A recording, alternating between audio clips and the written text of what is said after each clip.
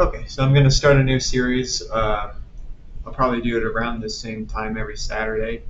We're calling it Scoring Sora. The idea is that we take these clips that are AI generated from Sora, which is OpenAI's video generator, and we're going to write a music score to them.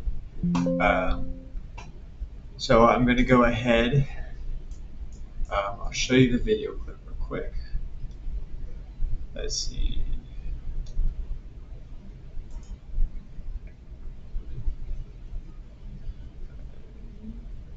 Window. Oh, it's in review, isn't it?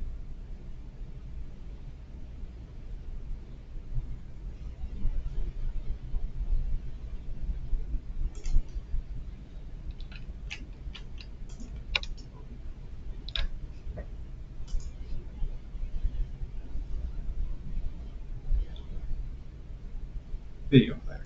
F8. Okay, here we are.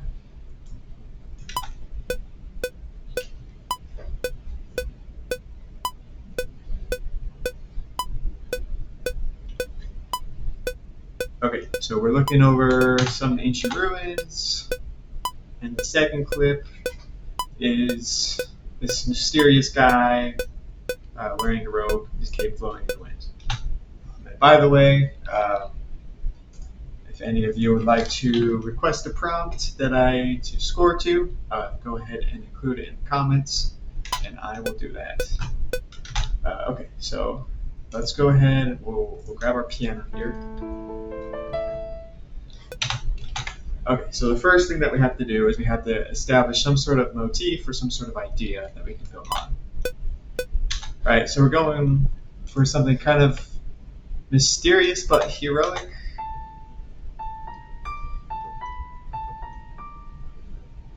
Ooh, I like that actually.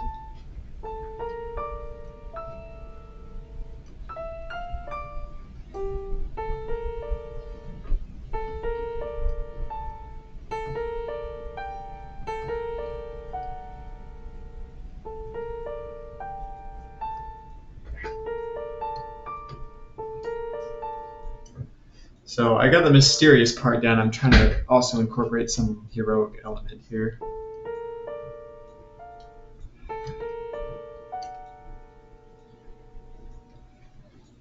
Right, like that major third makes it.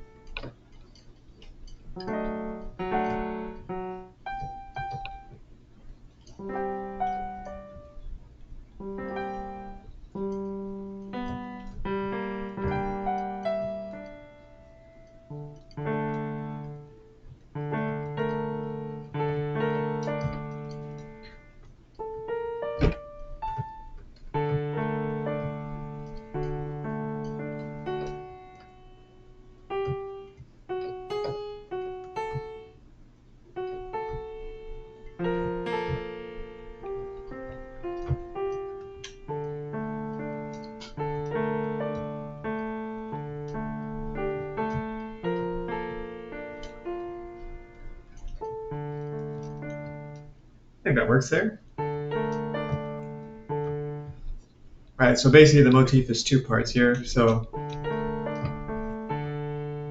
right, that's the mysterious part.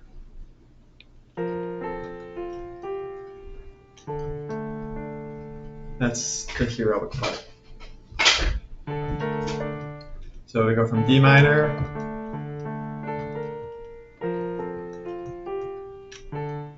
then to F major, back down to D minor. Okay. I'm going to write in the chords for that.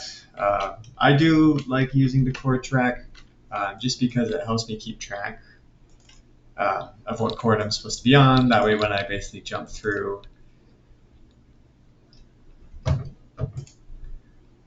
the song, quickly I can just easily see what chord I'm on, so I don't have to figure it out. D minor, F major, and also it kind of helps me to establish motifs a little bit better. So kind of the traditional establishment, or well, one of the traditional establishments, I forget what they're called, but we go, it's the, there's the period form, and then there's the other one. But the idea is that you copy the same thing twice, then you go into a different direction, and then you find the final cadence. So we go.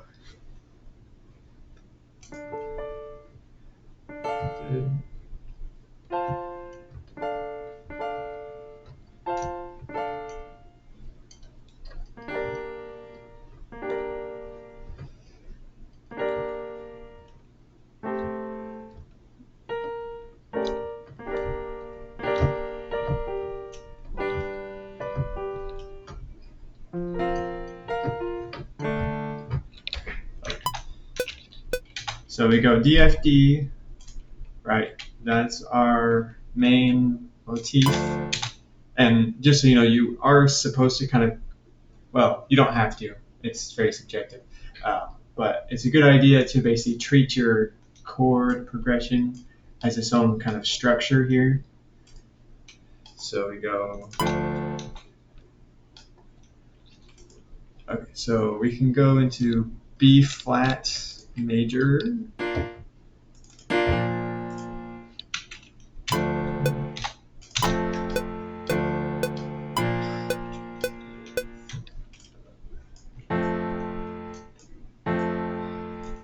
Okay.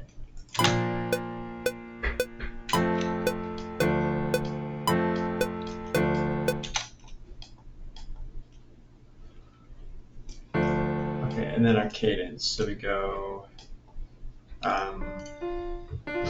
So the natural fifth of D minor is, right, so that's our natural cadence from A minor to D minor.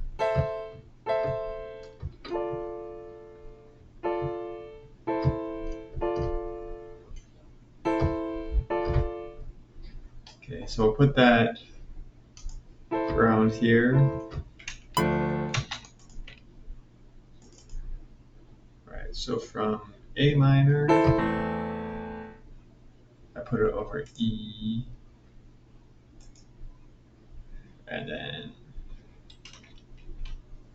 D minor. All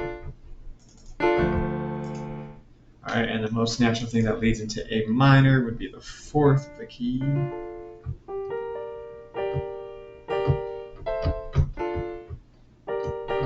So that would be G minor.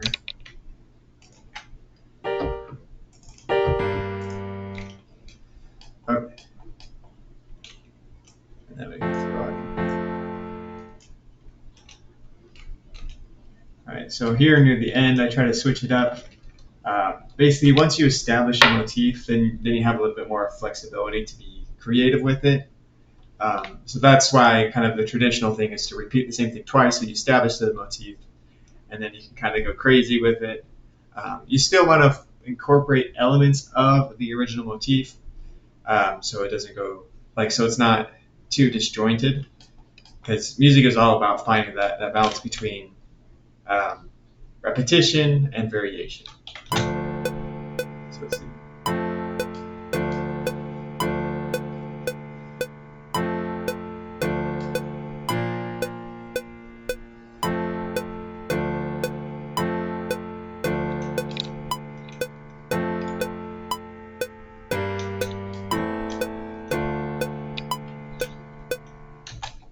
The one part I don't think I love is here.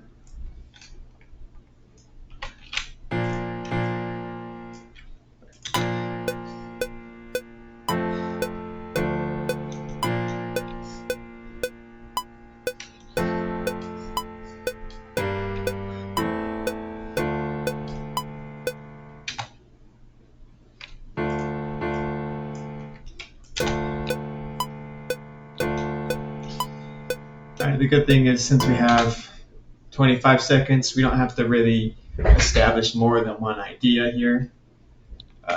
Okay, so the idea was something like this. see if I remember it.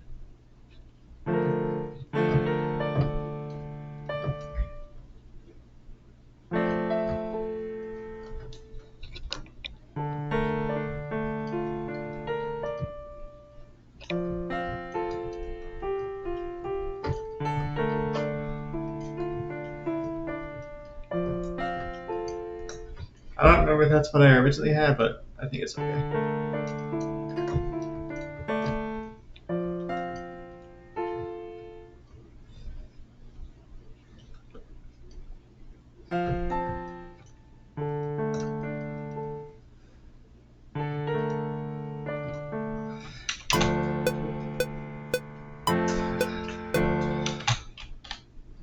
Okay, we don't want to be hearing this. It's going to be obnoxious.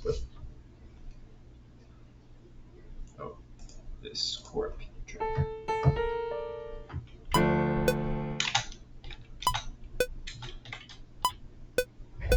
Okay, gotta put a count in. Okay, click during count in. Okay.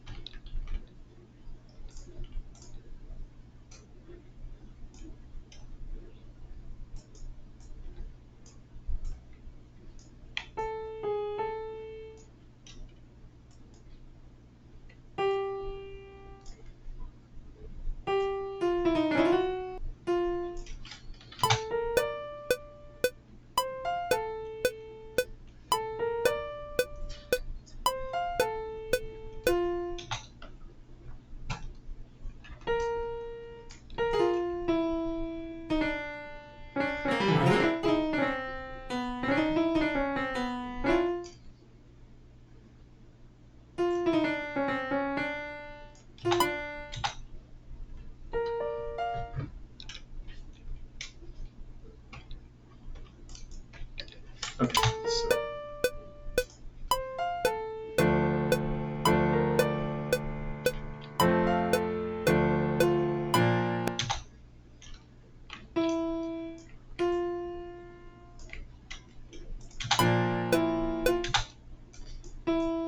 we're going to try to keep the same rhythm.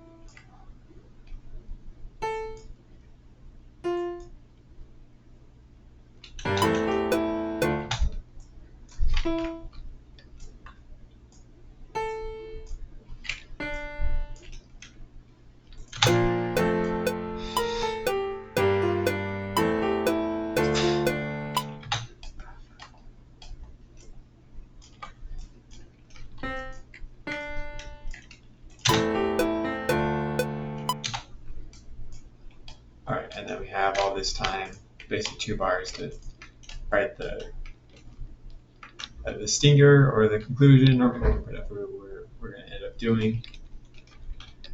But like, we don't want to undermine the cadence that we have here because it has like a natural sort of conclusion here.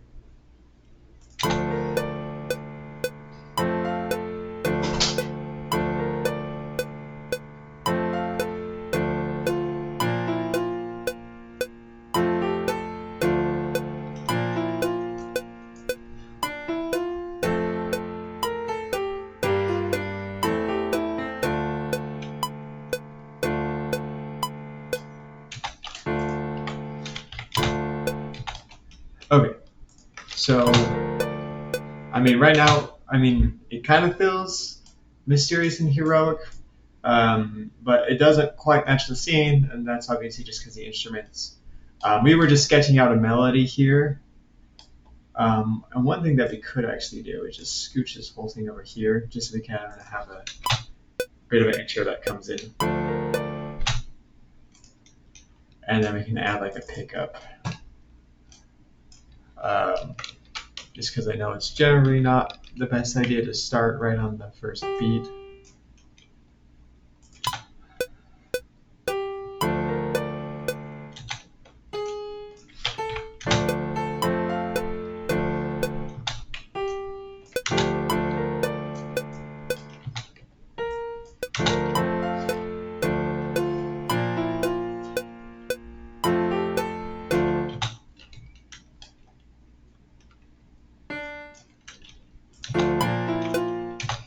What we're doing is we're adding basically just pickups into each new phrase, so it sounds a little more connected.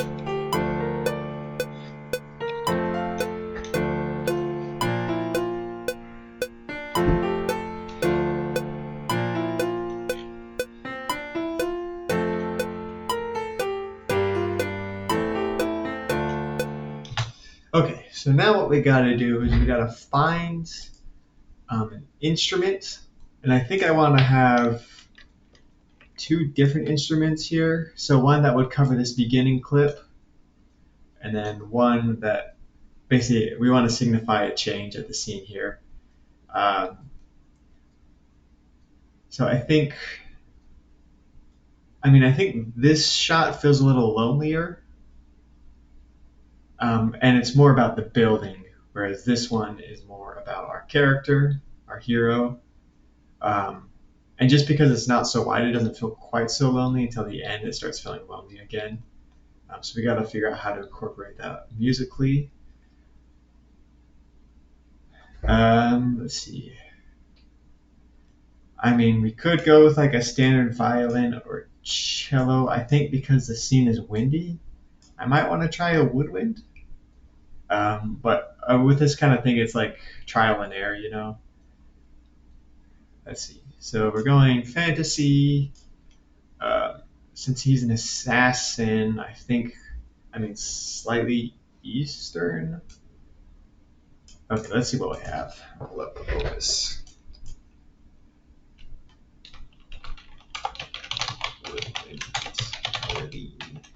Test.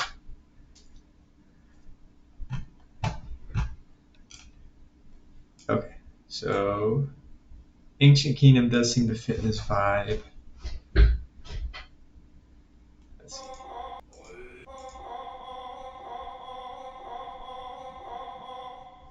That works actually surprisingly well.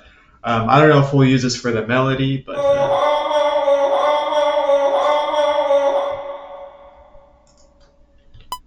it can kind of add it in to select.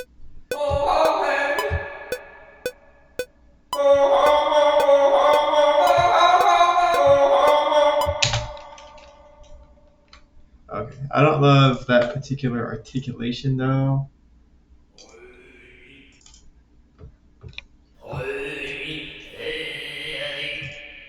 Okay.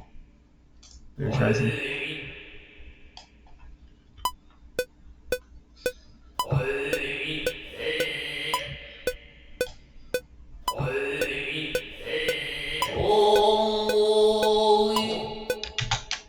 That's interesting. So the different ranges play different kind of articulations. Try to keep this interesting.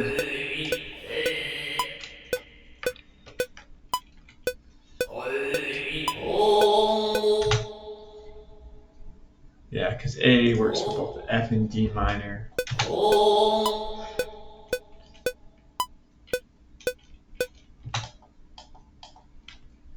Okay, so we have at least an idea here.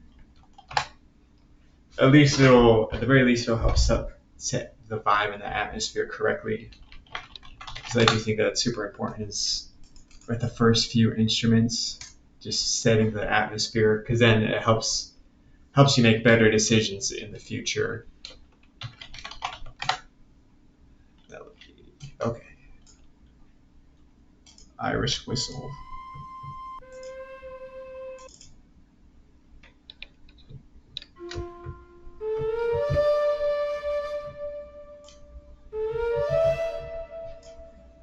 I don't think that's really the right idea here. It just doesn't feel right. Gypsy, that could be interesting.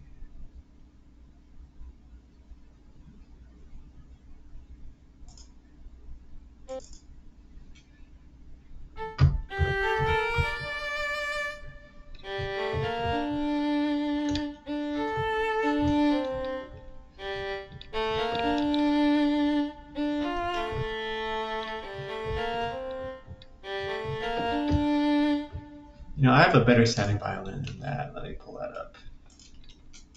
I think it's the right idea though, going with the violin. We just need one that sounds better. Contact.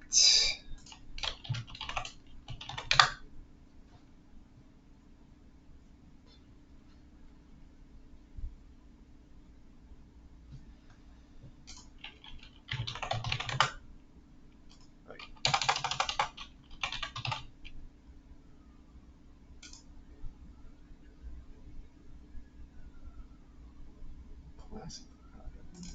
We want to do the new lookout.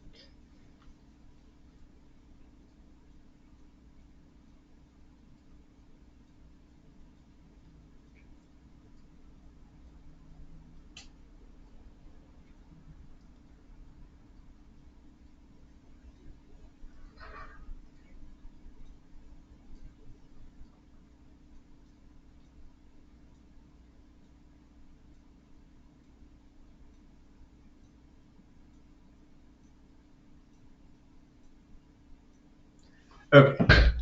Now this is up, sustain, onto legato, and advance.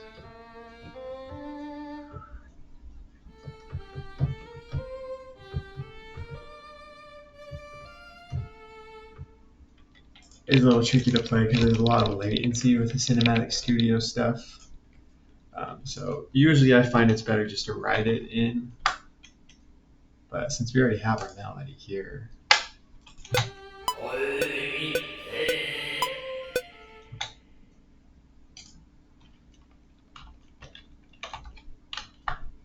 okay.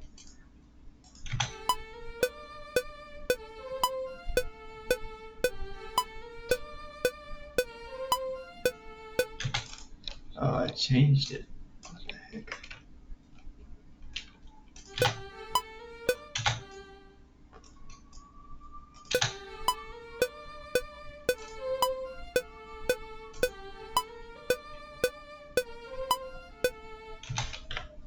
Okay.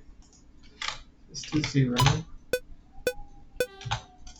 I think it is supposed to be minus 80.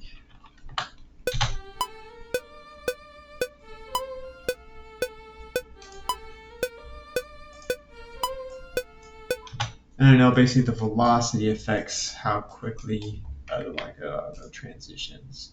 But I don't remember if the high velocity is fast or slow.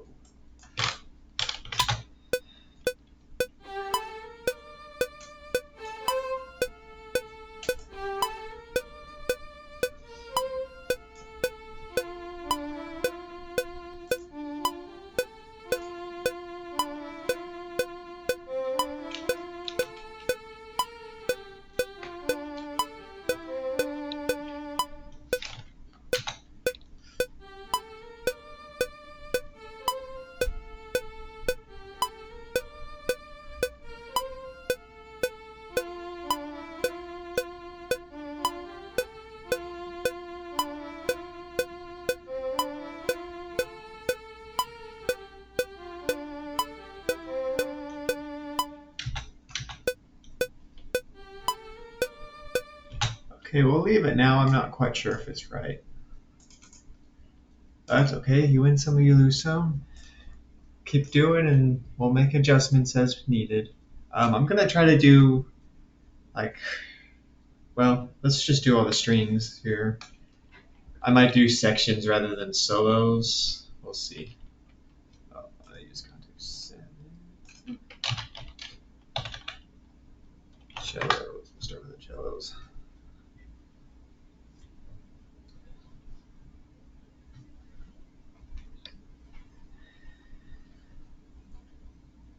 Yeah, I thought that violin would sound a little better, but it doesn't. That's okay.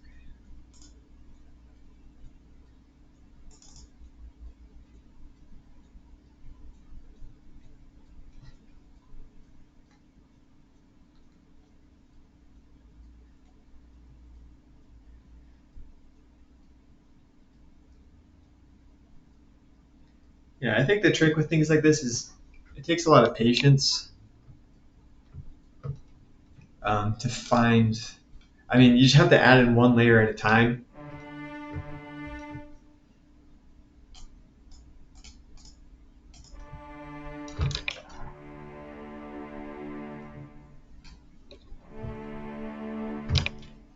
I think we got to pick the right mic.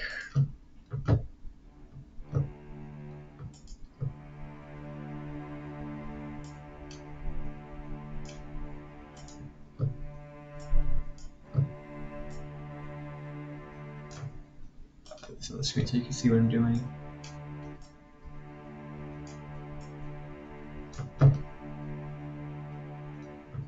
Okay. I do kind of wonder if, like, measure trims,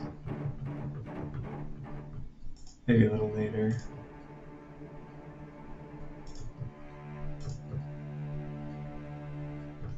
I do like the mutes on there. Okay.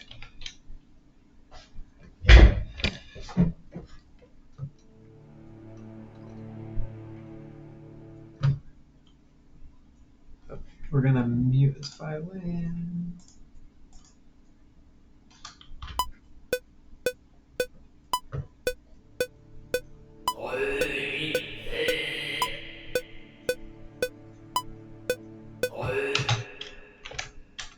Let's see.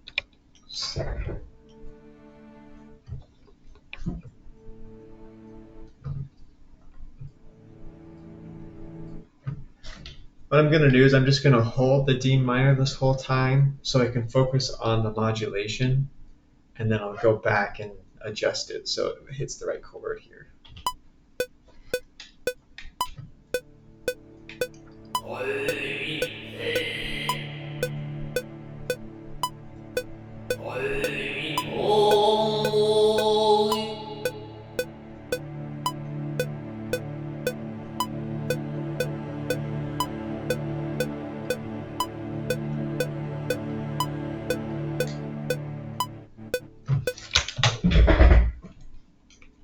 We accidentally had the loop on, but I think it should have saved the modulation. If I just go through and expand that. Yeah, it doesn't. Except for here. Sometimes when it loops and like you write modulation over itself, things get a little weird.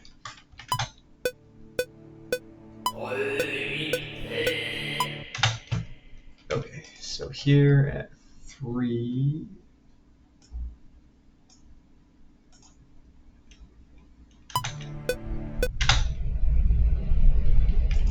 Okay, so all we have to do is switch this to F major.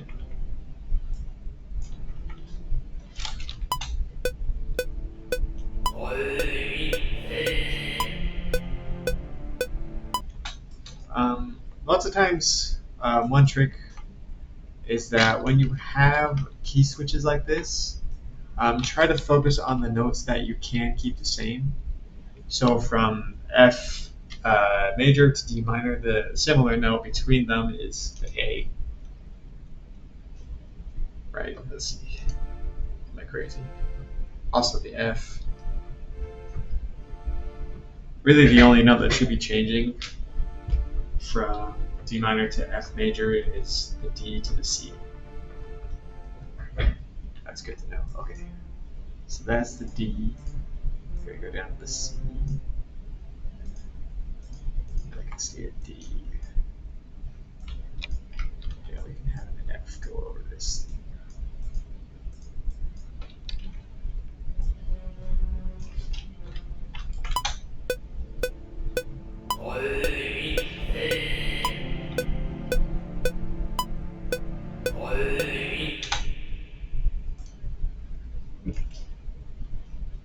So from bar 5 here, we're only changing the D to the C.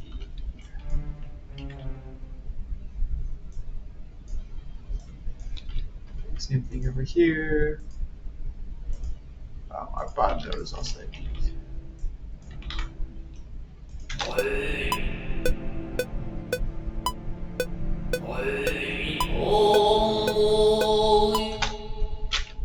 Okay.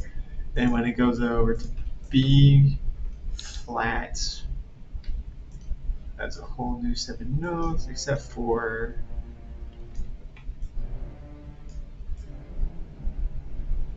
the D stays the same.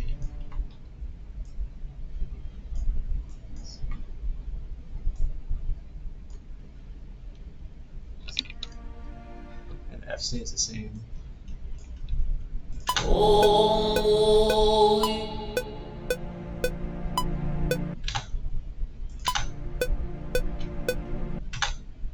I think we can keep this F over the whole thing.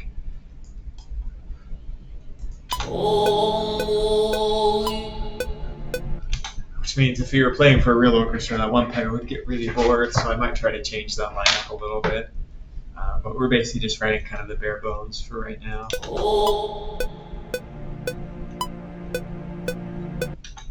Okay, so 7, we go down to F, which is F8C.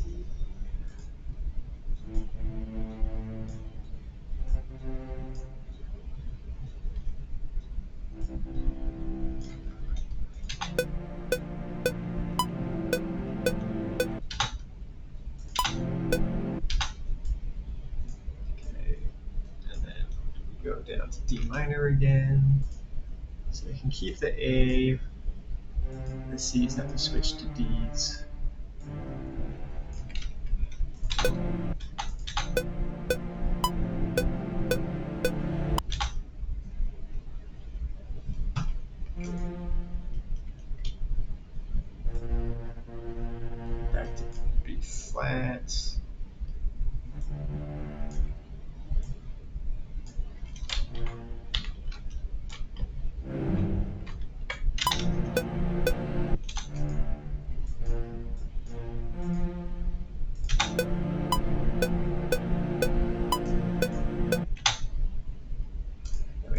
key change kind of right in the middle of a bar, which keeps things interesting.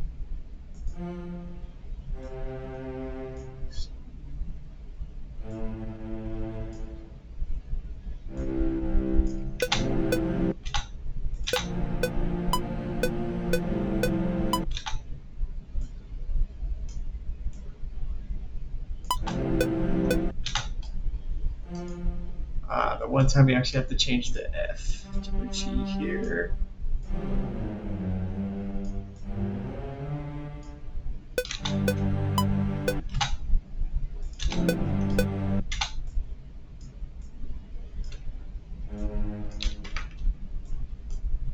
And here at the end, actually am going to move all the strings because I think it sounds a little more powerful when you do that.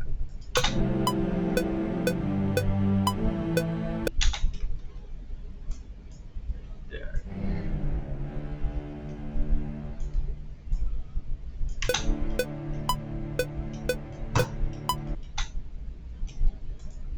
And down to measure 15.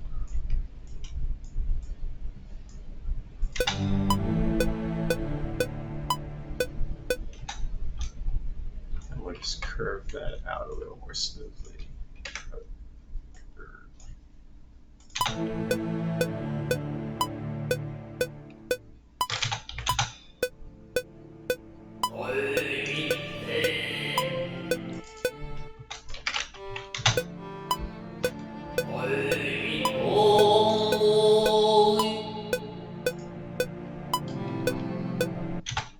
Okay, so this Viking needs to be kind of quiet here.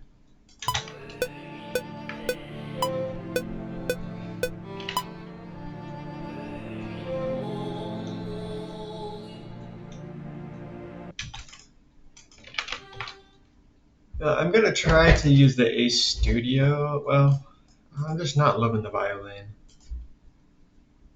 We'll mute this. Yeah, we'll just put this on the melody track.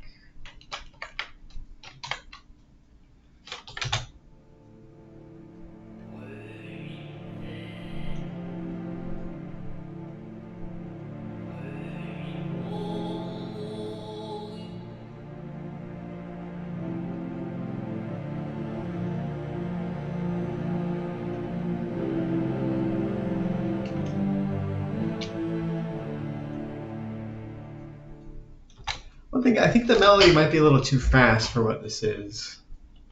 I might just end up rewriting the melody.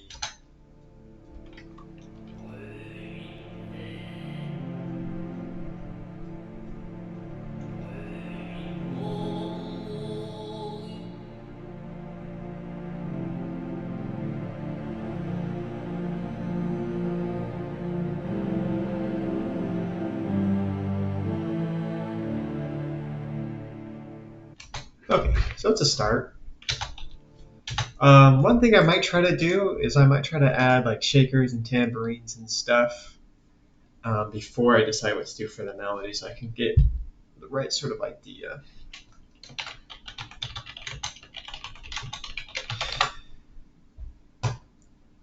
Let's see.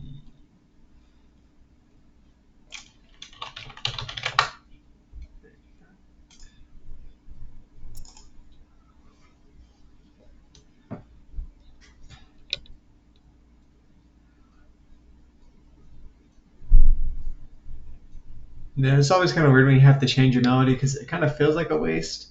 But it wasn't really because that's kind of how I built my chord progression, right? So I found a melody or a motif that felt both mysterious and heroic, and then I built the chords around that, and then I ended up removing my melody. But it wasn't a complete waste because you kind of have to start from somewhere, you know? Let's see, I think it's, oh, I have to have this selected.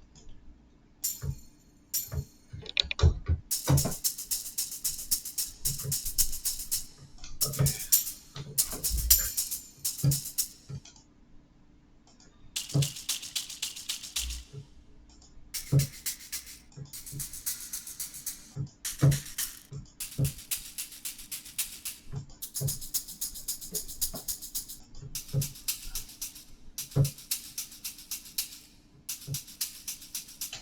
I think this is sounding close.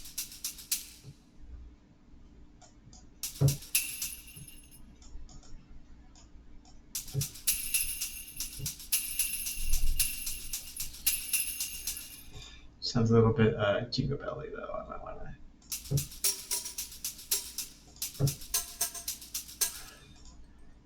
I kind of want to try these finger symbol things. Nope, that's not right. Here.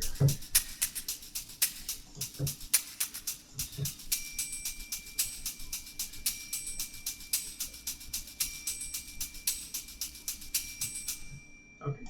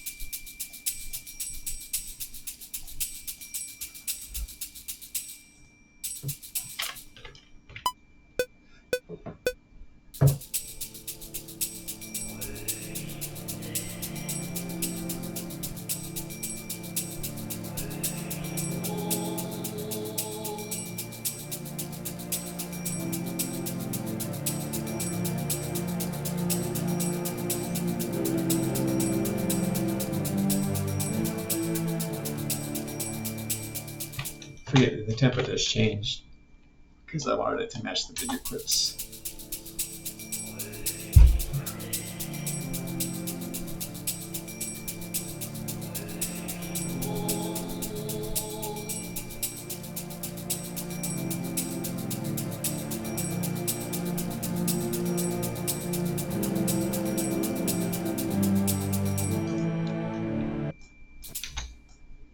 I think this needs to be a little earlier.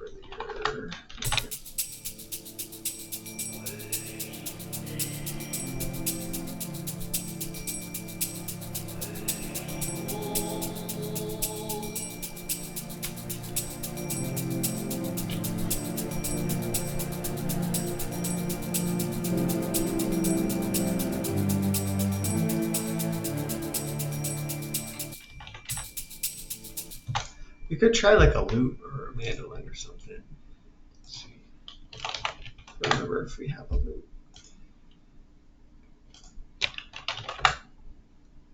Oh yeah, we definitely do.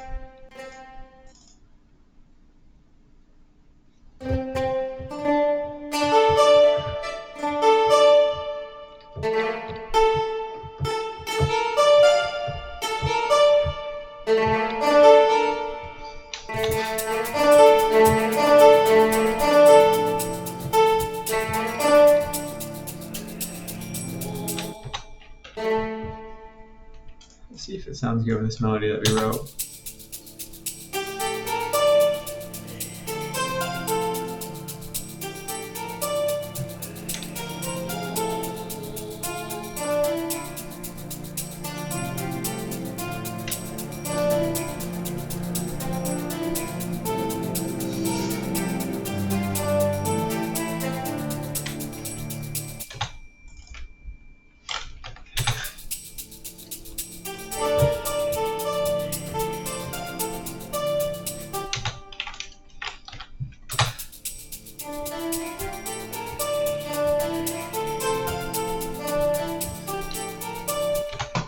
You know, if I double this with an acoustic guitar, it might actually be too bad.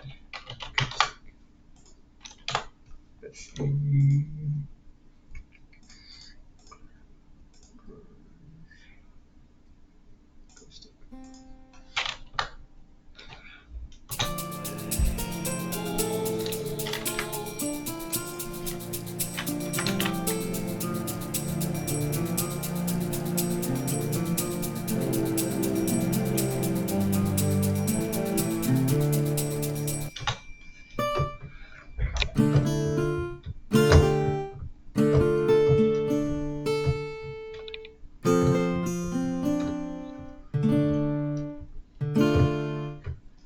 Okay, we'll try just strumming the chords here. Let's see.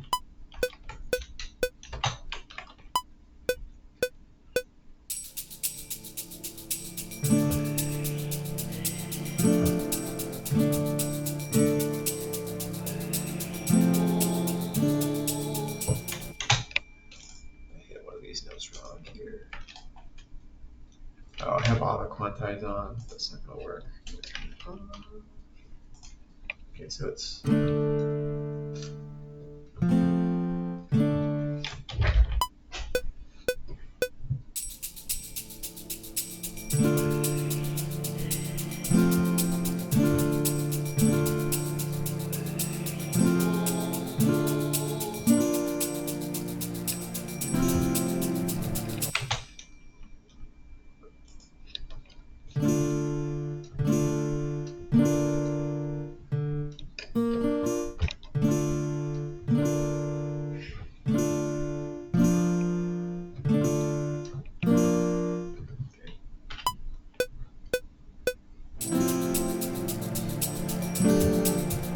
Oh.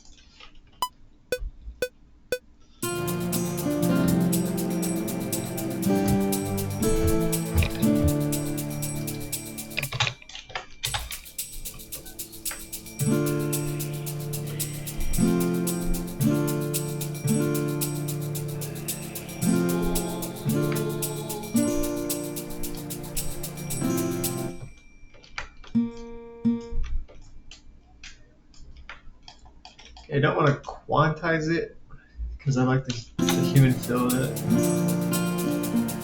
But I do want to manually correct some of these that are issues. These guys I can quantize.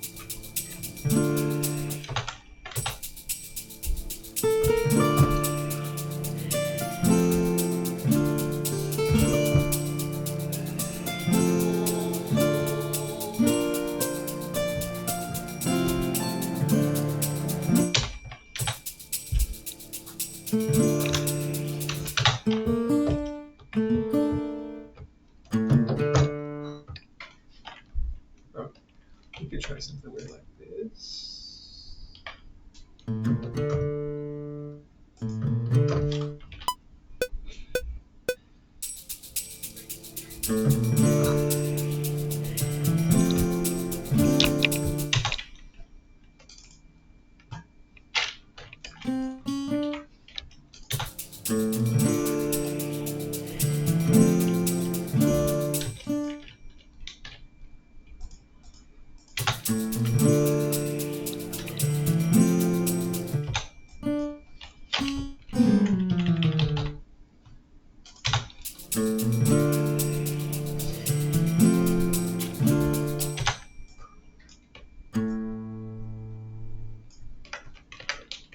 Oh.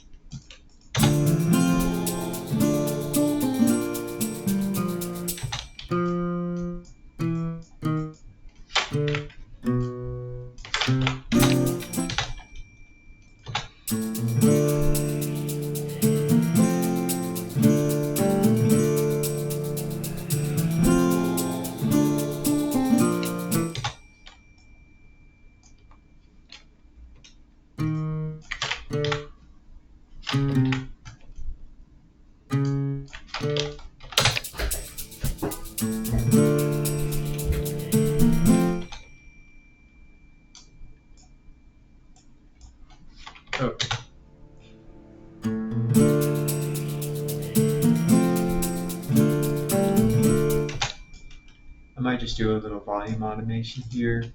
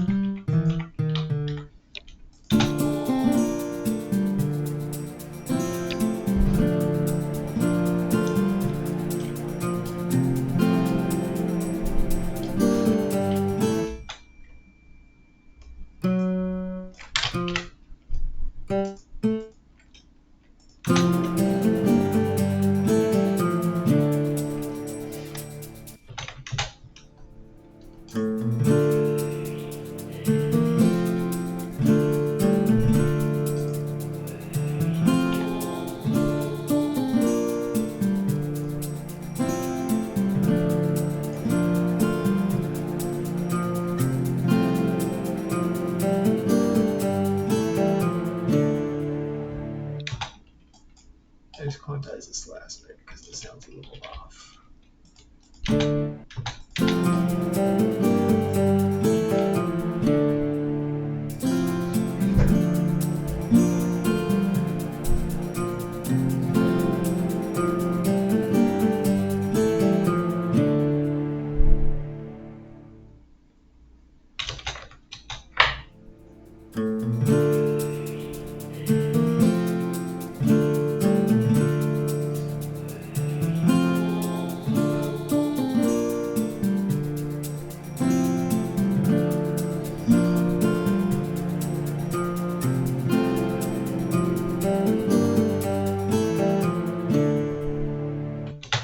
Okay, now we can start moving on. Now we got like the core of our song down. Basically, now we just start piling on some layers until we get what we want. I want to add a string bass.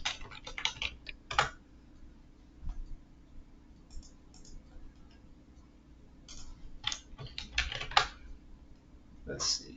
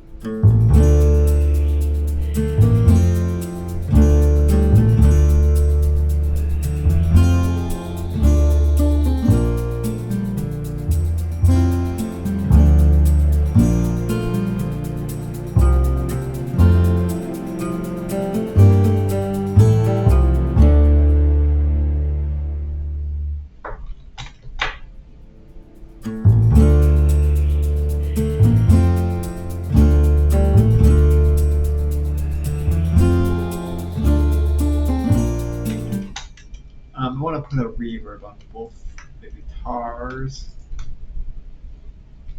I'll put on the cello too, and then the bass, just to give it some space here. Add effects track, just the track. But yeah, I mean that's kind of my philosophy in terms of like effects and instruments. Is you just kind of take it one step at a time. I know like some people will like to add their effects way after they do their whole arrangement. I don't necessarily agree with that. The reason is because the effects kind of influence your decisions as you compose, right? So if you're hearing it and you hear that, oh, you know, this needs more high mids, and then basically you add a reverb and that adds a high mids, and you're not going to add an instrument that fills in that space, if that makes any sense. It's like the idea is that the effects that you add, it kind of influence your decisions. But yeah, let me go ahead and add this reverb here.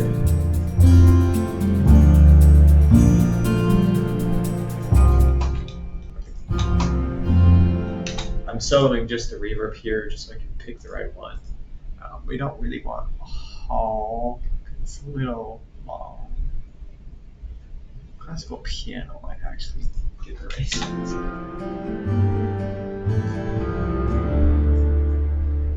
Yeah, right about there.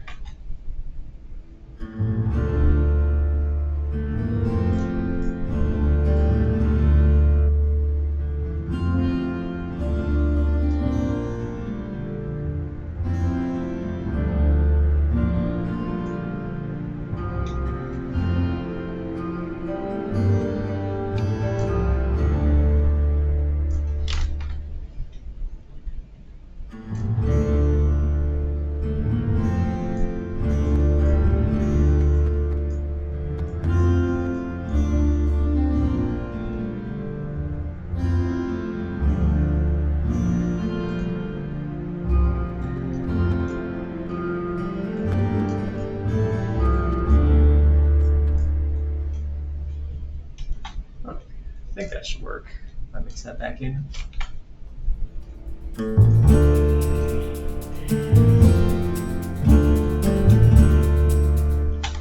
Just for reference, I'll play you before and after.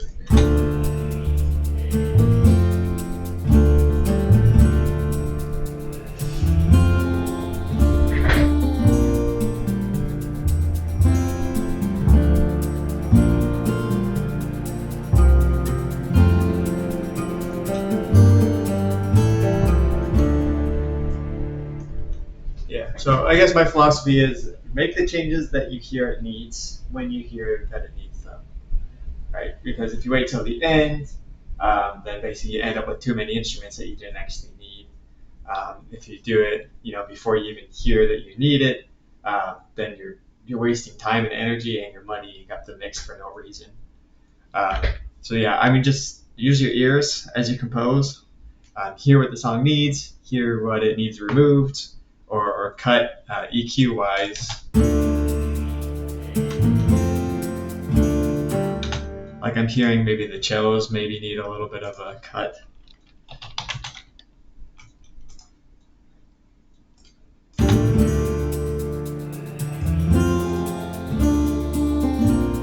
See, I gotta figure out where that is.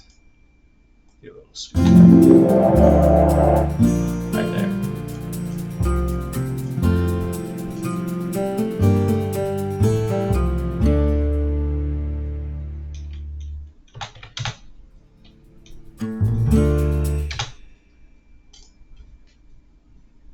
What I'm hearing that it wants now, or what I want to add to it, I guess, is some pizzicato strings, probably violas. And we can kind of do a little bit of a call and response here.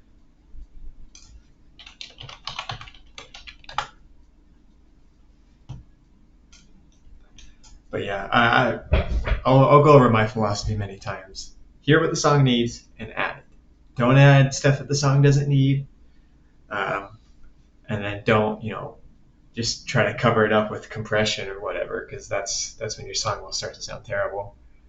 Just listen and figure out what needs to be added, what needs to be changed, And then kind of over time, as you compose more, then you'll hear more things. Similar solo strings. Oh, it's because I have the search bar filled in here. Violas. And I don't know if I want just the standard pizzicato or the collegno. We'll listen to both and see what we like more.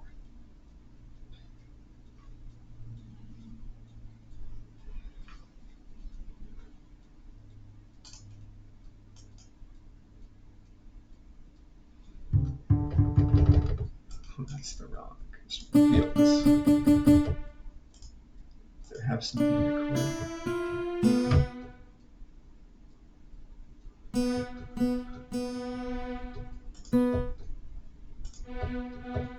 That was weird. Okay.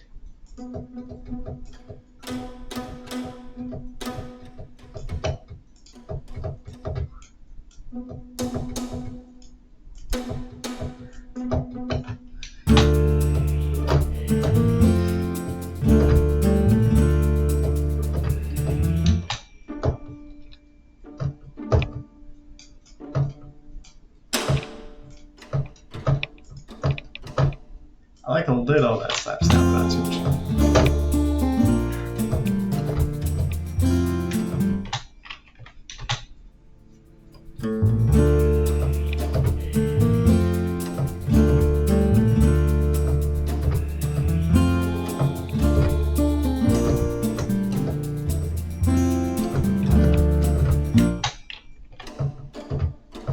I think I like the regular pizzicato better.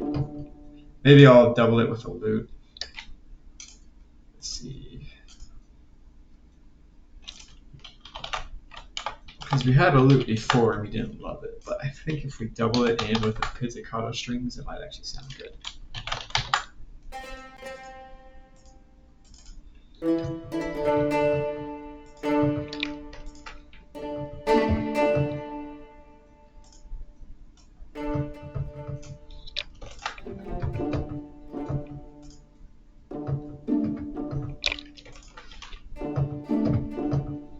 I might send these both to that reverb that I made earlier. Let's see. Routing.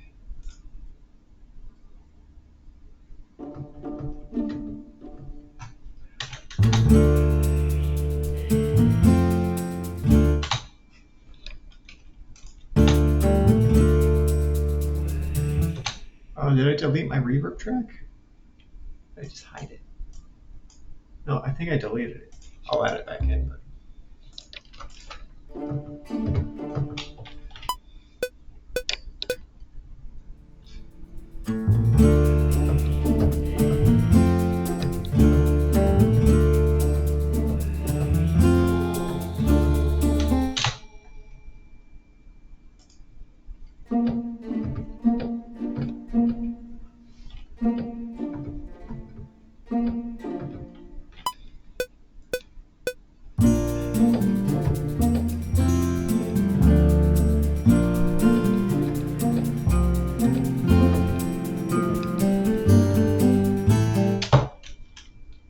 They hit B natural instead of B flat.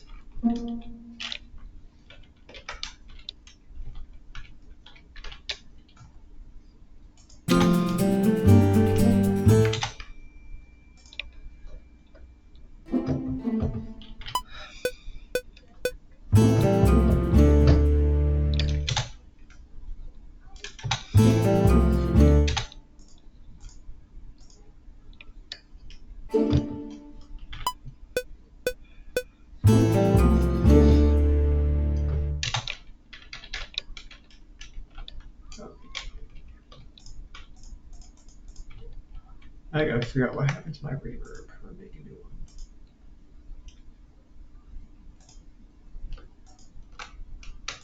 one.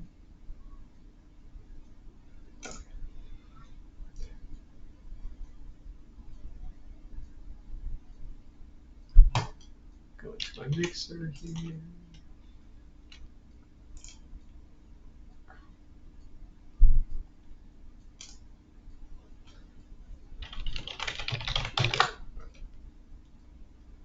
Okay, what one did we use before? We used studio, stage, classical piano.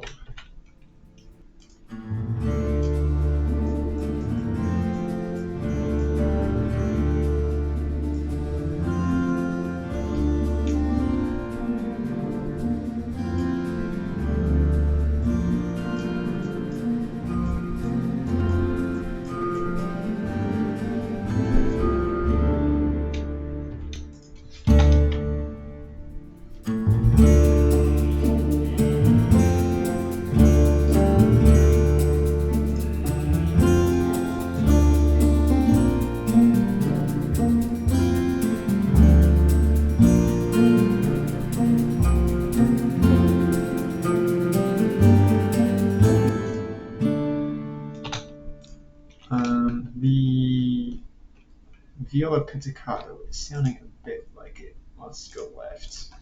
I think it's pan too far to the right. Okay, quantize that too. Pan.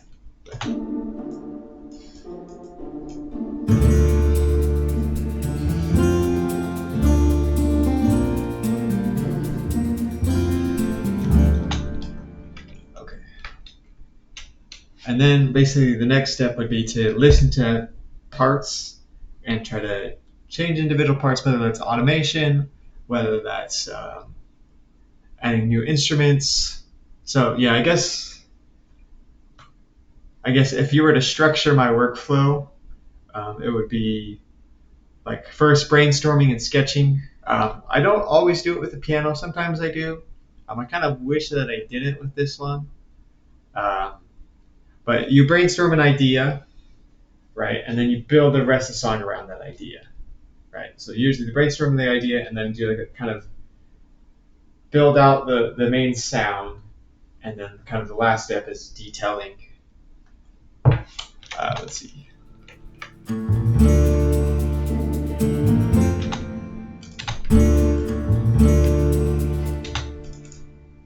So what I'm hearing, we could add a triangle to certain parts.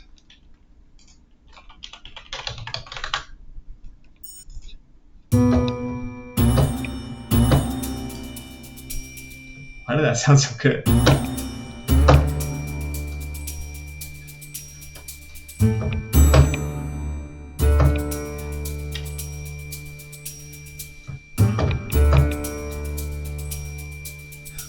I think I have multiple things selected, but I'm not complaining because it actually sounds good. Let's see.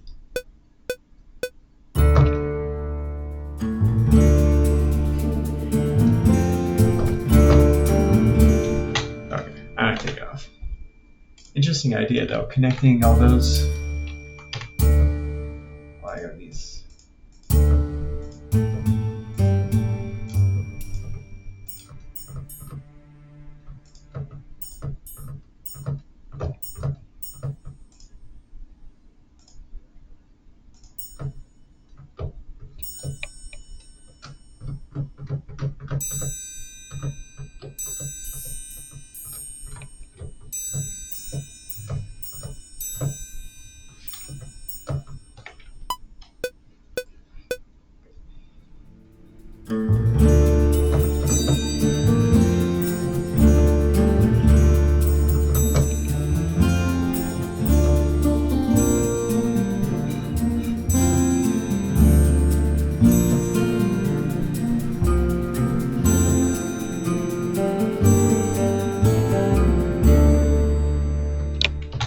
Okay, make this quieter.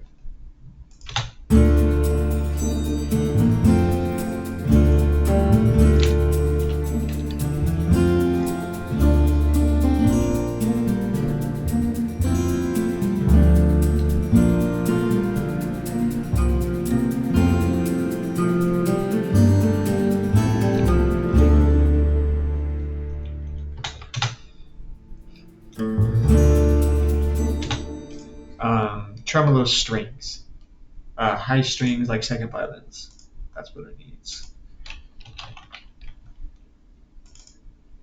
And just like, it's not going to go over the whole thing. It'll just kind of swoop up and swoop back down. Let's see. Find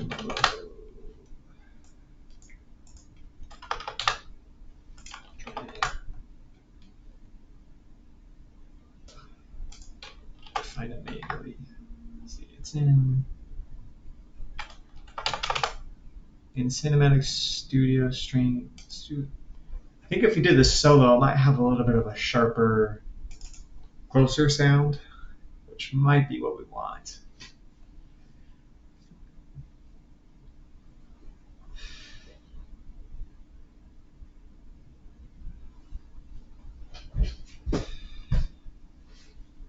I have to cut out all these bits with the loading bar.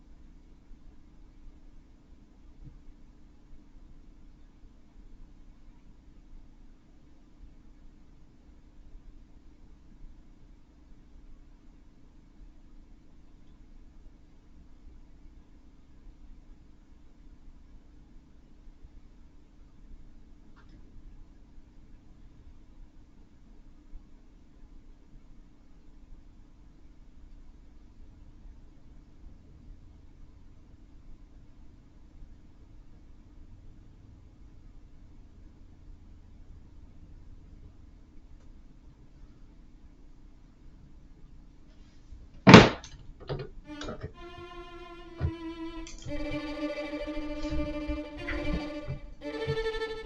Now, okay, I do prefer the Consordino.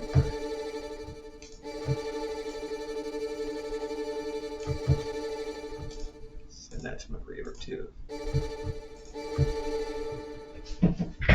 It's too much reverb.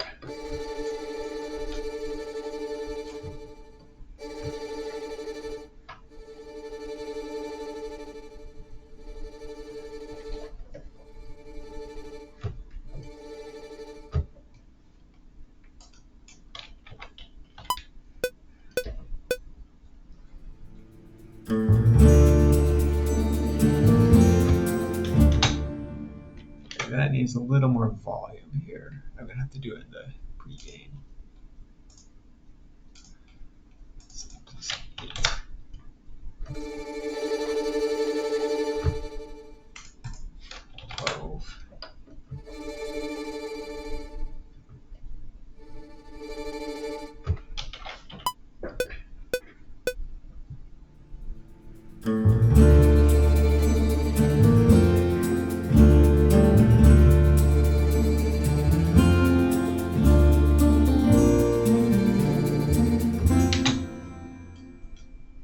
Take it out of this part.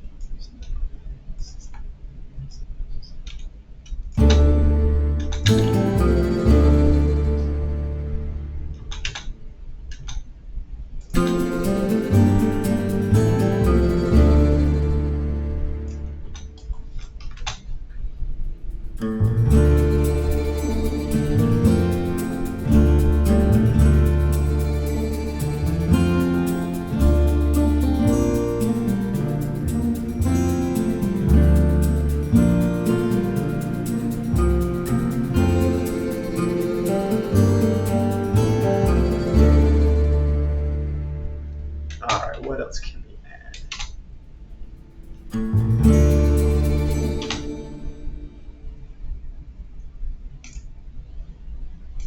A tambourine that hits on 3, but not for the whole time, like just for the second half.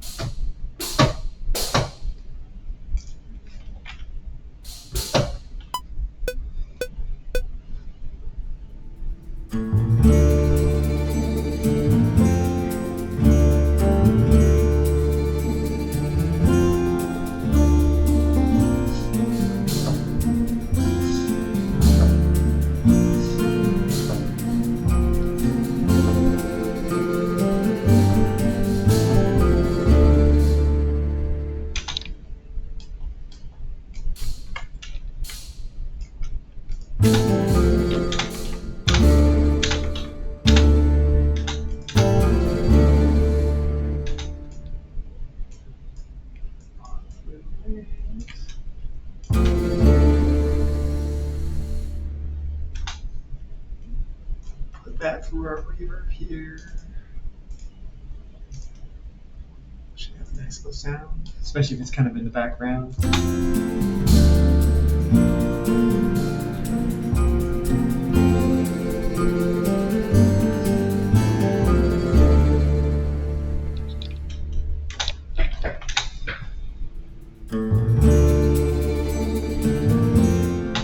I think I kind of want to double up the acoustic guitar.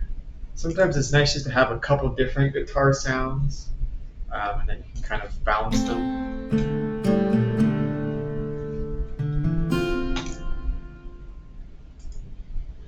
Like we can add a harp with the same exact notes. Because the thing is, basically, the more instruments you have playing the same thing, the thicker the sound of that of those notes are. So if I go in,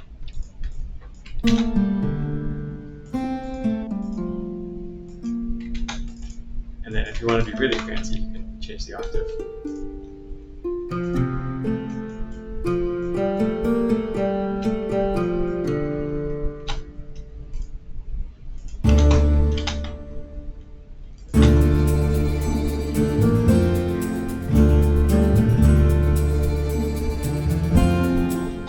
I don't know if you can hear the difference here.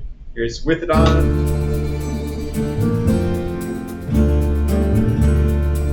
Here's with it off.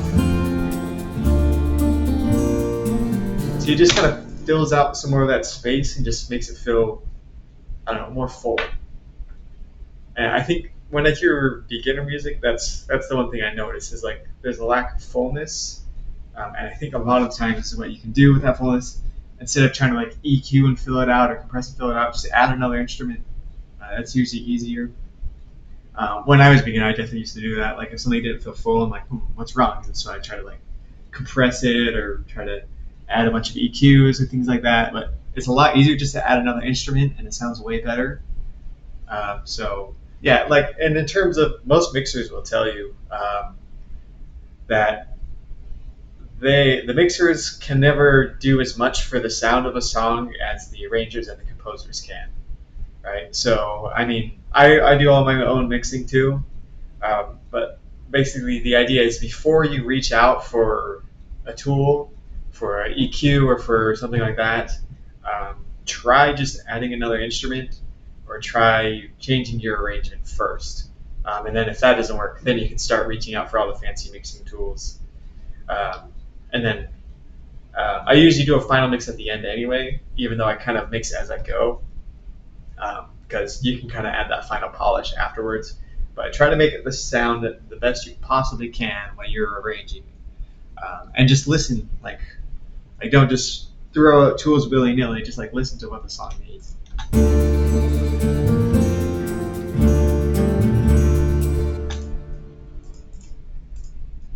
Okay, and try. It sounds kind of weird, but sometimes adding synths over your melody, that helps thicken it up really well too. So let's see. Synth short. I mean, we can try to find a sound that kind of matches what we're already going for here, like guitars, but.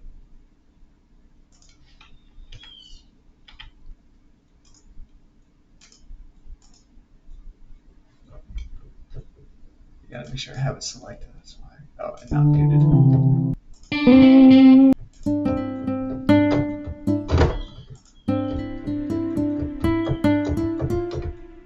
Oh, it's nice because it adds a little extra layer of ambient strings. We'll see if it gets too muddy, but I think as long as we have it low enough volume, it kind of just will thicken up.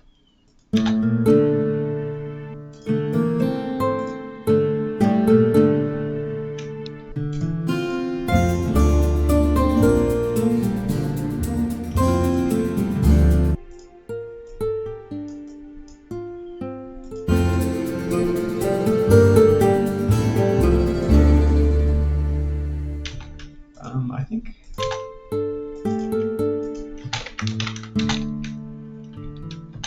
we can do both octaves if we really want to fan this up.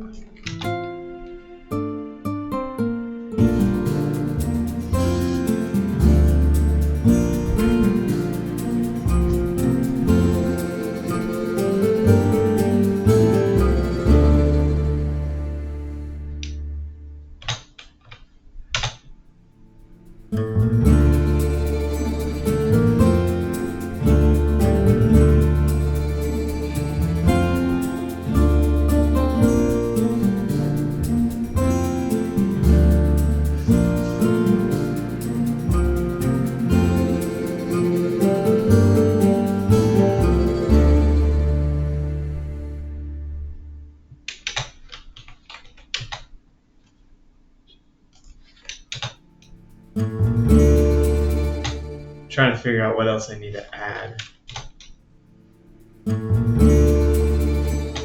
If you had something that like went doo doo doo doo, like a flute maybe. Let's try it. Or it could be more interesting with like a clarinet. That would be interesting. Okay. Opus. Clarinet.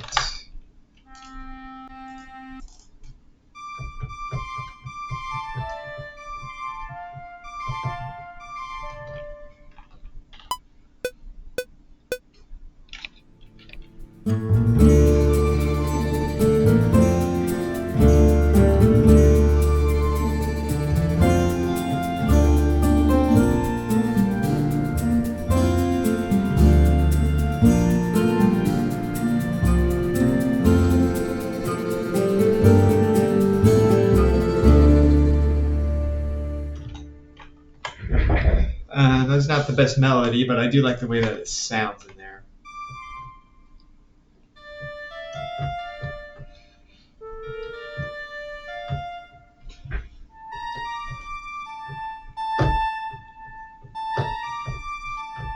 This is velocity sensitive.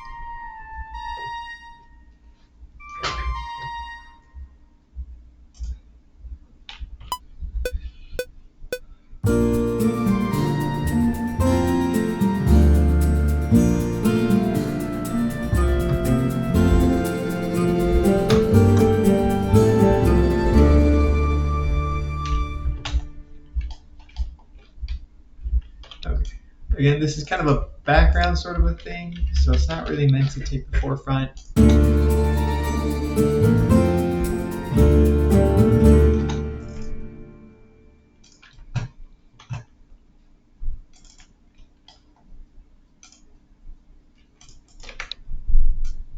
just grabbing the velocity real quick.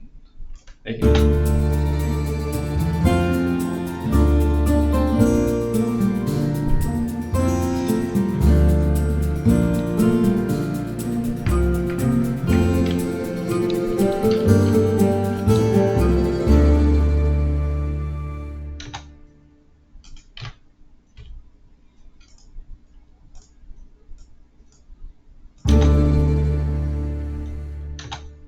Okay.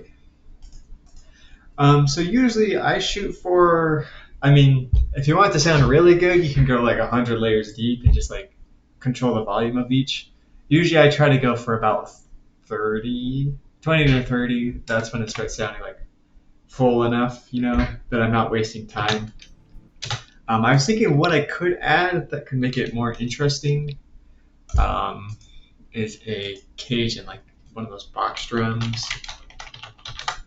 I'm not sure if it'll sound good or not, so we'll try it.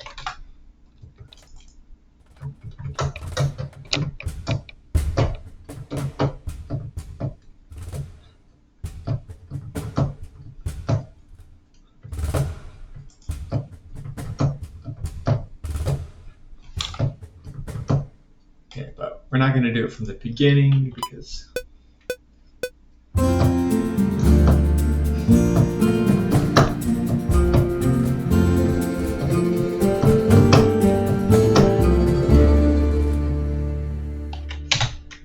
maybe I will do it from the beginning.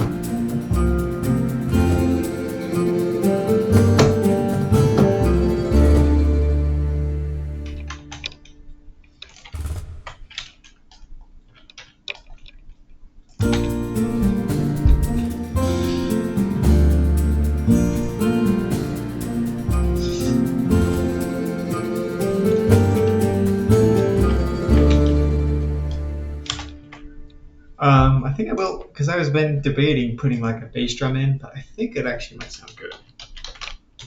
Bass drum.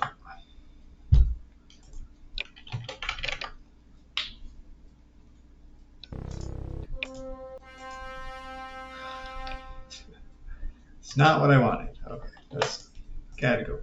Drums and percussion. Big drums.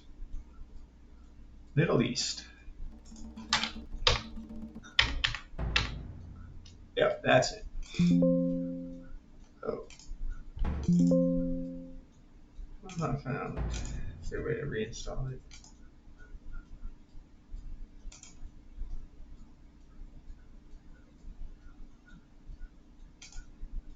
Weird. Okay, we're gonna try a different one. Orchestral. That one should work.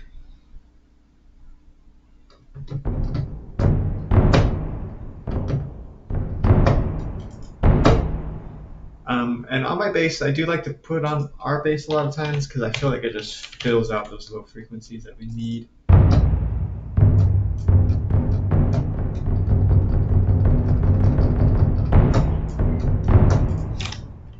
Especially since like the only thing currently that's also filling out the frequencies is my string bass, so I can.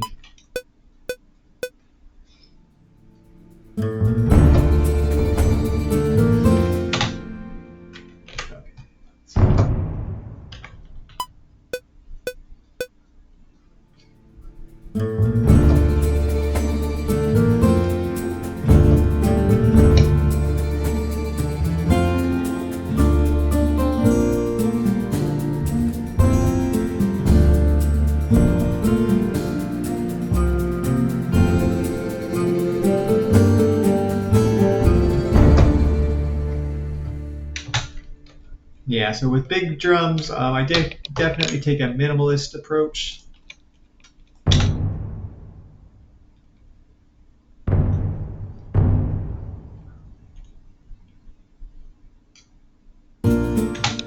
Lots of space because they can get muddy really quick. Then you can add. Basically, if you think about it this way, the higher the drum in frequency range, the more you can hit it without it sounding muddy.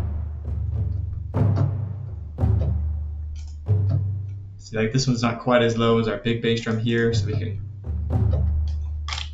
go a little bit more frequent.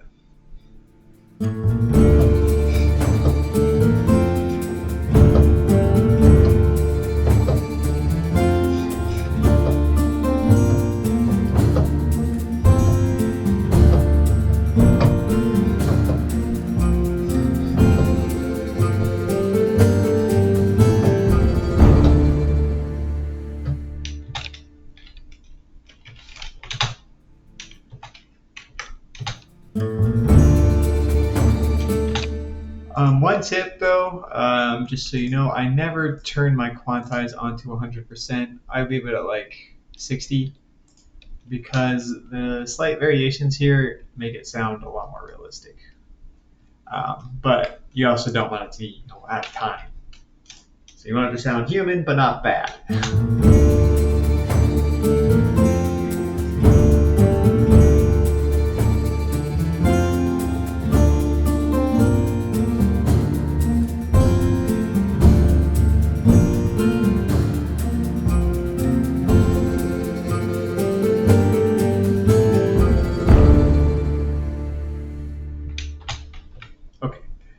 Now we gotta figure out what we can do.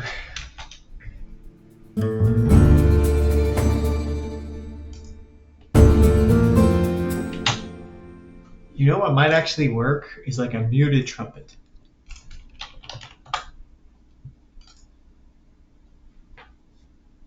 And usually at this point, I don't try to add new melodies, but we can double up the melody that we already have. Let's see, do we have, I think in ARC4 we have muted trumpets. Maybe not. Trumpet and muted trumpet.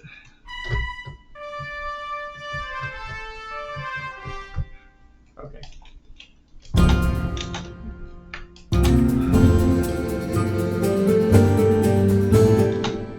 So I can just go.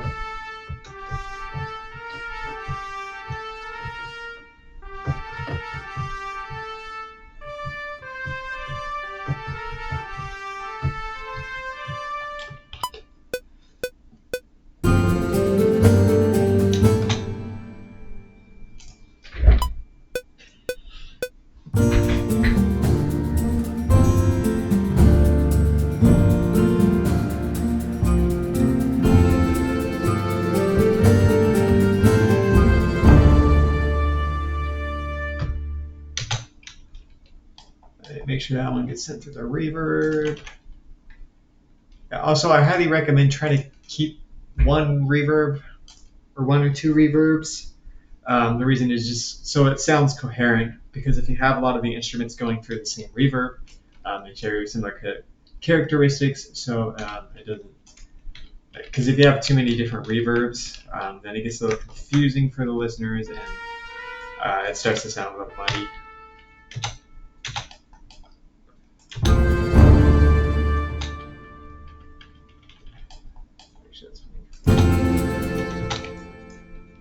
Also, when you're introducing a new instrument, in many cases it's a good idea to either fade it in or have some sort of pickup so it doesn't start at the same time as a bunch of different instruments do.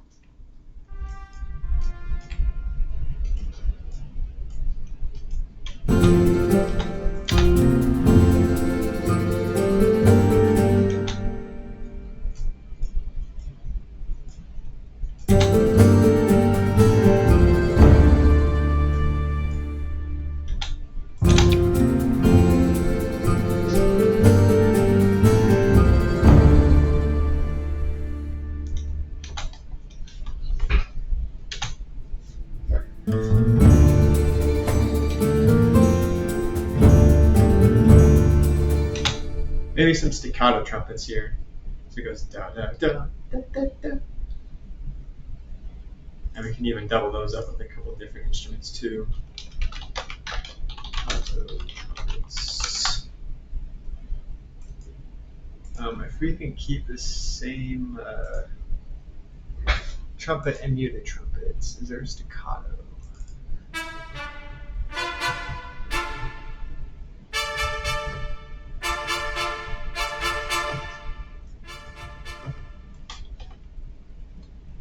In fact, we can actually layer in a few extra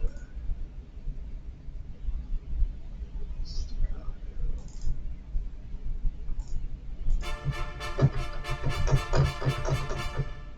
Oh, you don't want bass oboe. Sorry, I just read oboe. Flute oboe.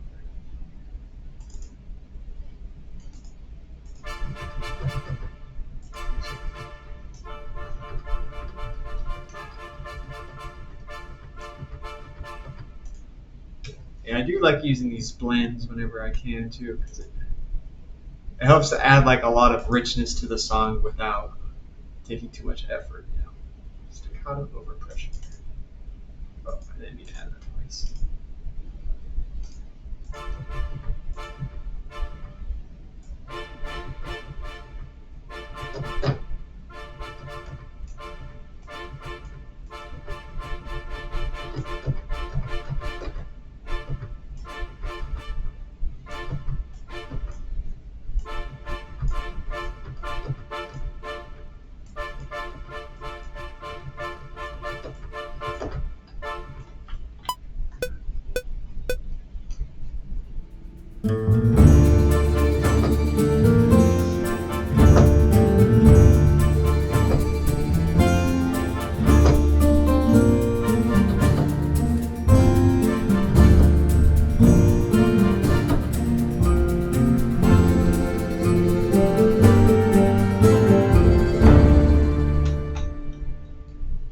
We don't need to have this point at all.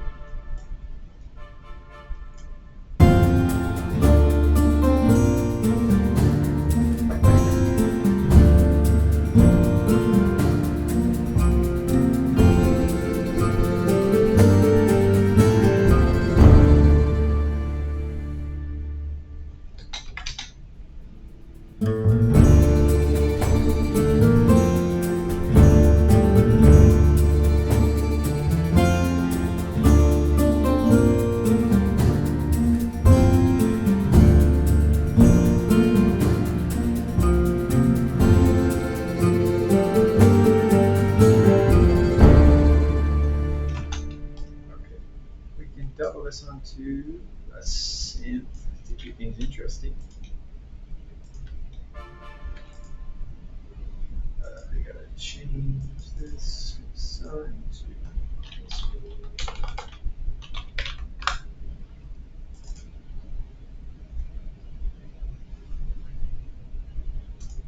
Ethnic world.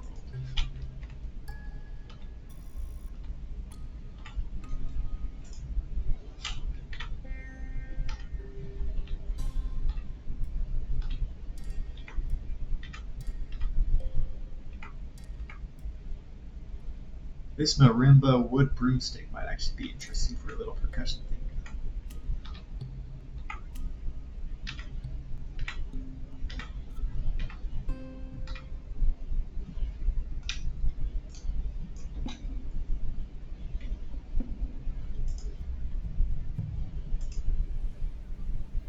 Marimba wood finger sounds surprisingly good too. Sounds very low.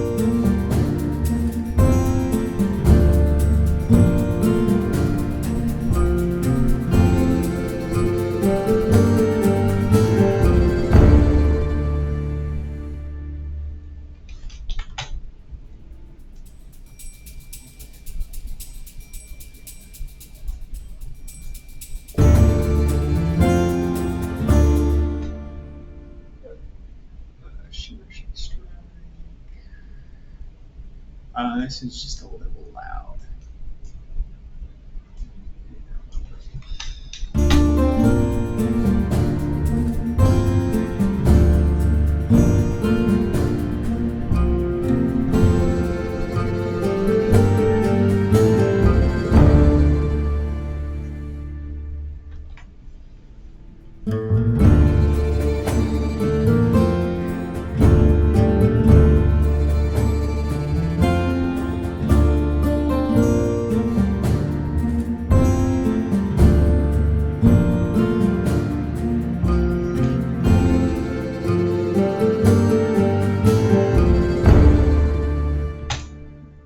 Okay. And then I said there's like some broomstick hitting a marimba that I wanted to add. Let's see. Broom.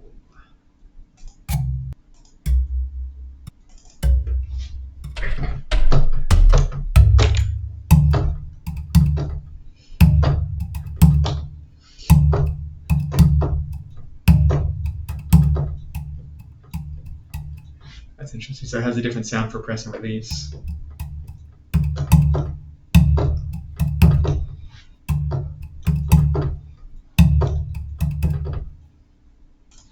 Cool.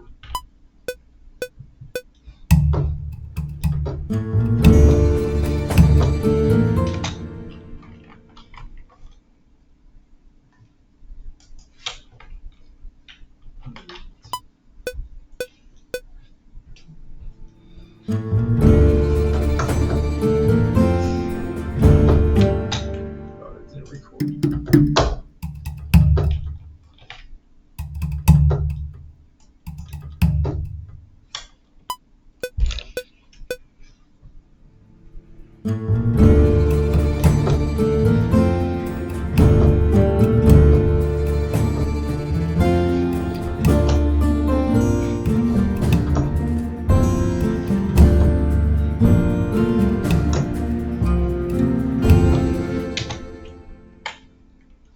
Let's see if I can copy the typos that I had.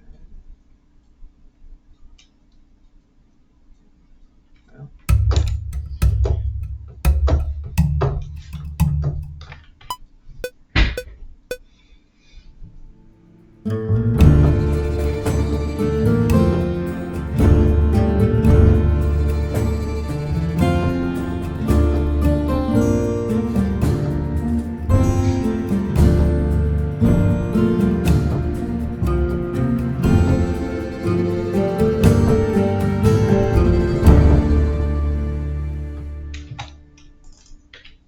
Interesting. Not something that I want in the forefront, but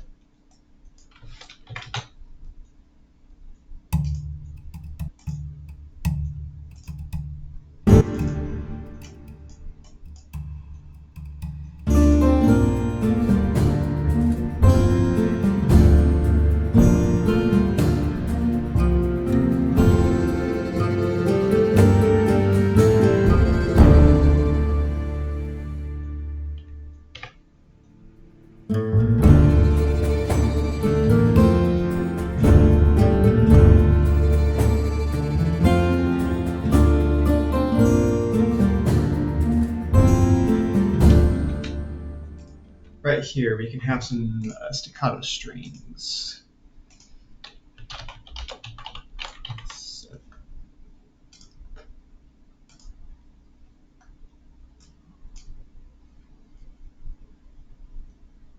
Cinematic Studio strings.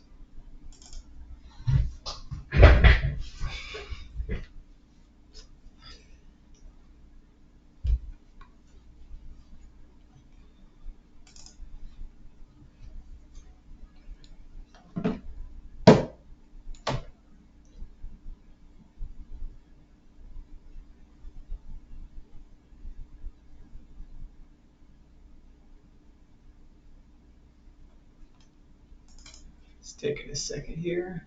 Hopefully it doesn't crash. Beautiful.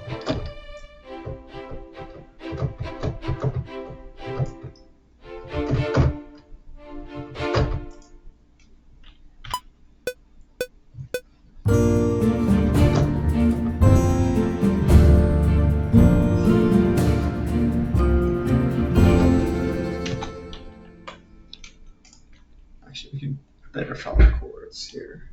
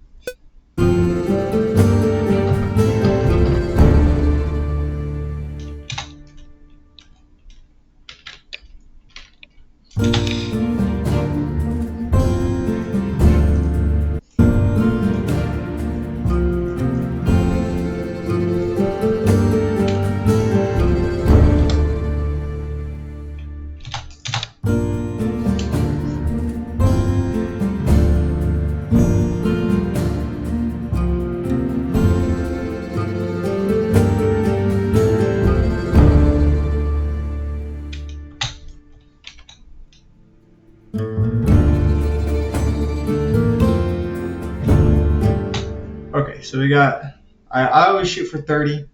So we got 5 more instruments that we need to add. Let's give it a listen and see kind of what needs to be strengthened. Maybe if there's anything that's overbearing, we could turn down.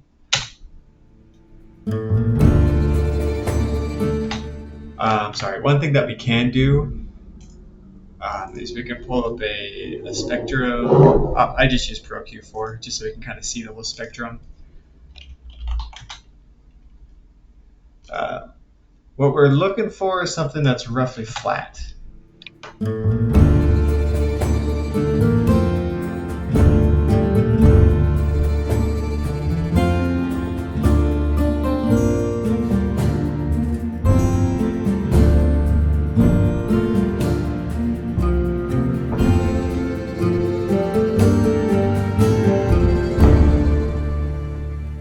Okay, I mean it looks pretty flat. I think maybe between 1 and 5K. We could use something a little more. Let's see. One thing I recommend is if you're doing that, I always have a session of ChatGPT or Gemini or something pulled up, just so I can be quickly what is an instrument that resonates 1 to 5 hertz range. Really good.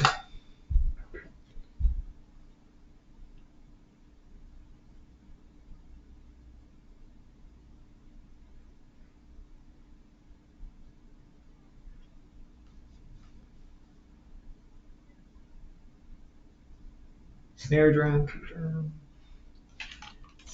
I'm looking for more ethnic Middle Eastern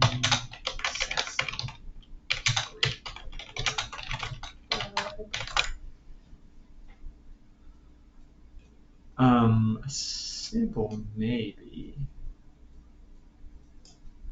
Snare drum, hand percussion, congas, bongos, tambourines. We could try a frame drum. That might sound good. Might be a little on the low end though, but if we EQ it right, it should be okay.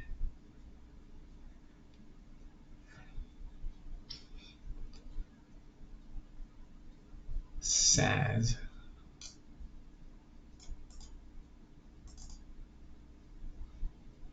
Yeah, I mean, we could potentially double our strings. I'm leaning more towards the percussion though.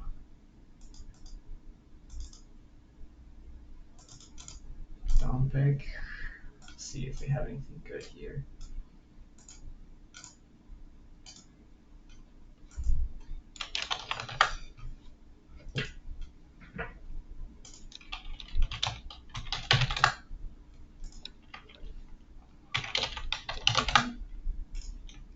Okay.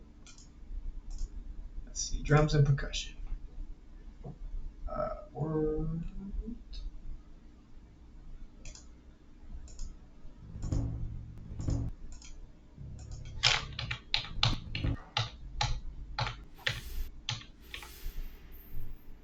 ooh, we could add something like this because we don't really have any like.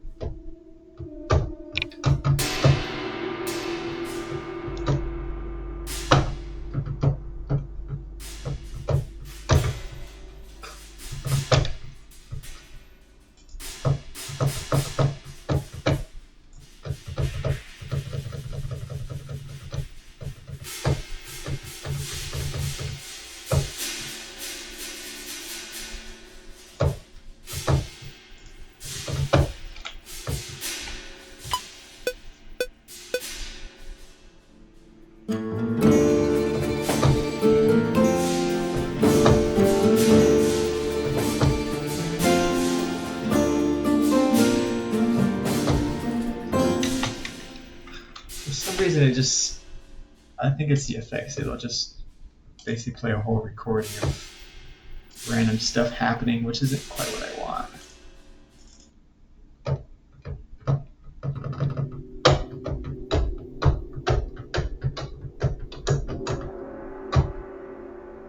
It's not really what I want.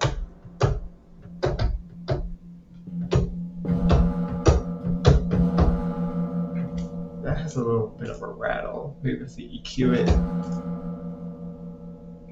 A lot of the lows here.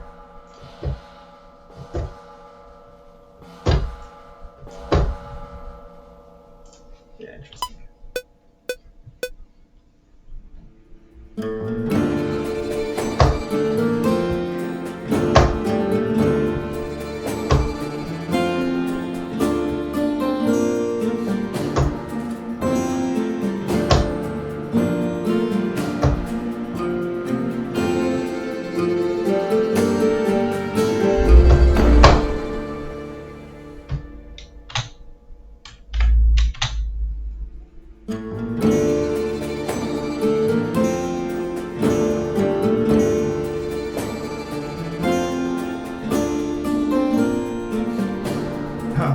That's fine. I was like, where'd all my bass go? It's because I accidentally EQ'd the master.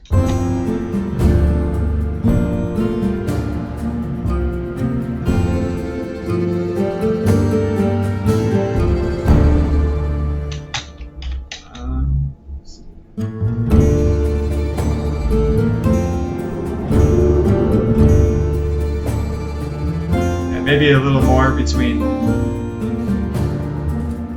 like 15K and up.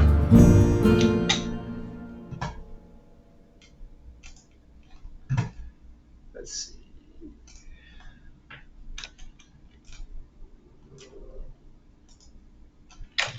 Between 50K and up. I said 15.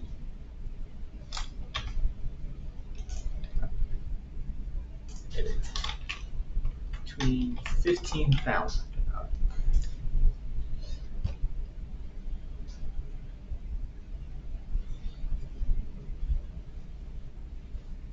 Shakers, probably, cymbals.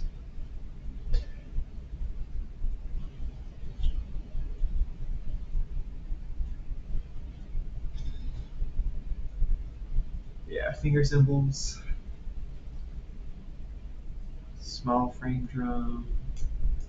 That's just a tambourine, isn't it? Okay.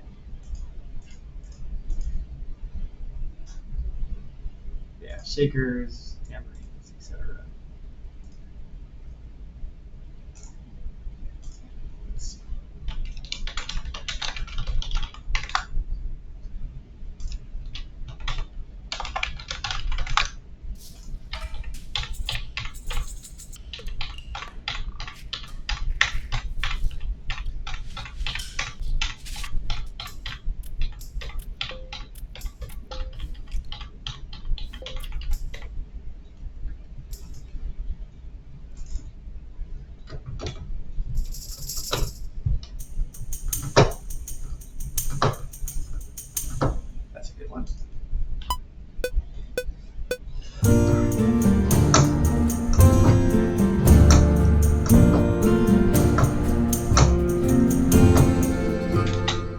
I double the speed of that,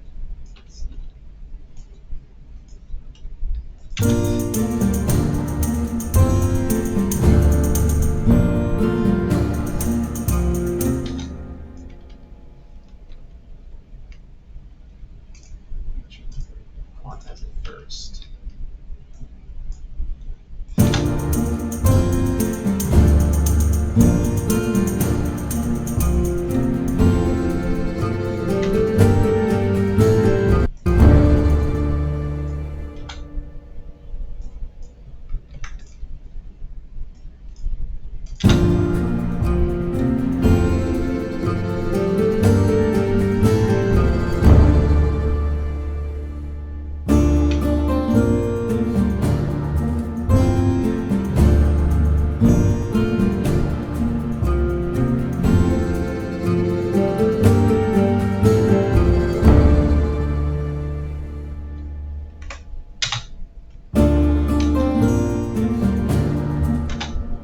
Okay, 2 instruments left. One of them I want to double the strings just to get a little extra high end in the melody.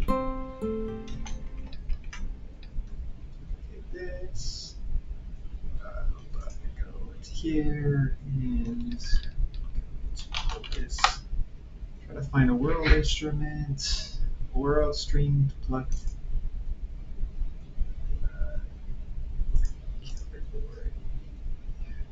From traditional articulation.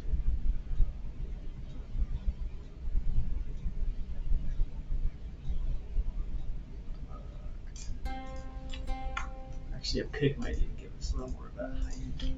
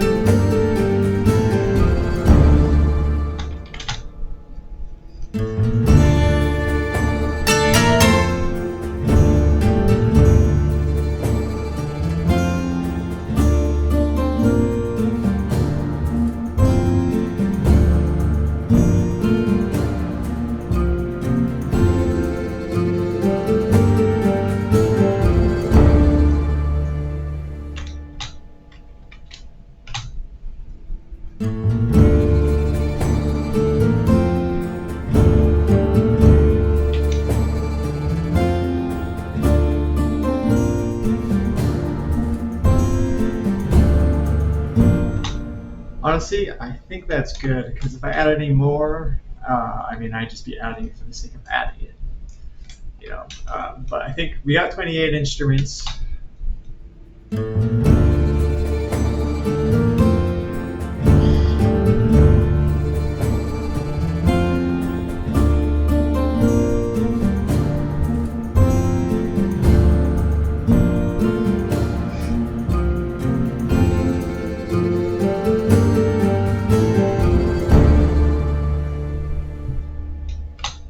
Nice full sound. We check the spectrogram. Looks pretty even.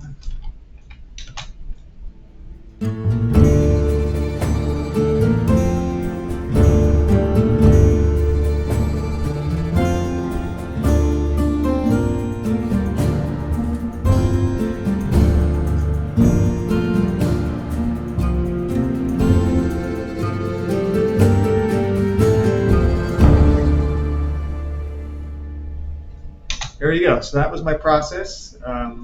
Hopefully I can share more with you in our next episode.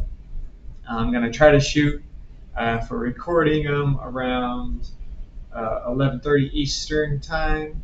And then I'll post them to YouTube and I'll try to stream them on Twitch. But let me know in the comments if there's any specific kind of vibe you want me to compose for. If you want me to have any specific prompts I can plug into Sora. That would be fantastic.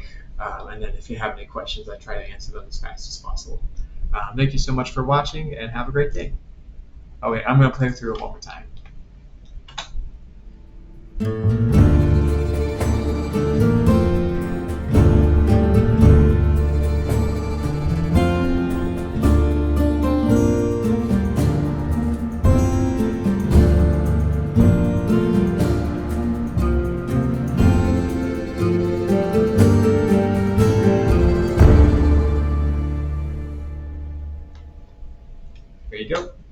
send that to a mixer. It does capture a very unique, interesting vibe, which is kind of what I hope for with these Sora things, because it's like, how else would you explain, mysterious yet also heroic yet also ethnic?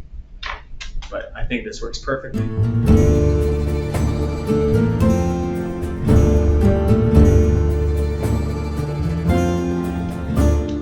Right, mysterious, ethnic, heroic. Perfect.